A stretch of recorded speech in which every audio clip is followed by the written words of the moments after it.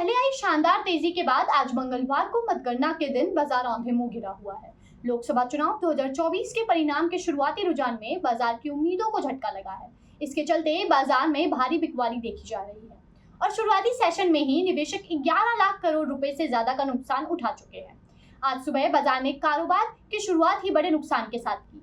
Sensex खुलते ही 1000 अंक से ज्यादा गिर गया था। जैसे जैसे लोकसभा चुनाव परिणाम के रुझान सामने आते गए, शेयर बाजार नीचे फिसलता चला गया। सुबह 9:55 पर सेंसेक्स लगभग 1500 अंक गिरा हुआ था और 75,000 अंक से नीचे कारोबार कर रहा था। उससे पहले सेंसेक्स एक समय 2300 अंक तक टूट गया था। इस बड़ी गिरावट का असर बाजार के लिस्टेड कंपनियों की वैल्यू पर भी हुआ। बीएसई लिस्टेड सभी कंपनियों का बाजार पूंजीकरण कम होकर 411.51 लाख करोड़ रुपए पर आ गया। कल आई शानदार रैली के बाद यह आंकड़ा 423.21 लाख करोड़ रुपए के उच्च स्तर पर पहुंच गया था। इस तरह आज शेयर बाजार की कंपनियों की वैल्यू में 11.7 लाख करोड़ की गिरावट आ गई। यानी बाजार के निवेशकों ने आज की बिकवाली में 11 लाख करोड़ रुपए से ज्यादा का नुकसान उठा लिया।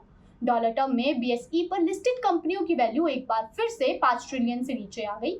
शुरुआती सेशन के कारोबार में बीएसई पर लिस्टेड कंपनियों का सम्मिलित एमकैम कम होकर डॉलर टर्म में 4.95 ट्रिलियन पर आ गया।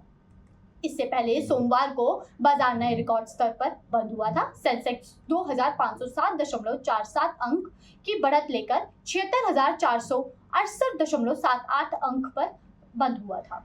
इससे पहले सोमवार को बाजार नए रिकॉर्ड स्तर पर बंद हुआ था। सेंसेक्स 2507.47 अंक की बढ़त लेकर 76,468.78 अंक पर बंद हुआ था। उसने 76,738.89 अंक का नया शिखर स्तर छू लिया था। इसी तरह एनएसई का निफ्टी इंडेक्स 23,338.78 अंक का नया ऑल टाइम हाई लेवल छूने के बाद अंत में 733.20 अंक यानी 3.25% की जबरदस्त तेजी के साथ 23,263.90 अंक पर बंद हुआ था।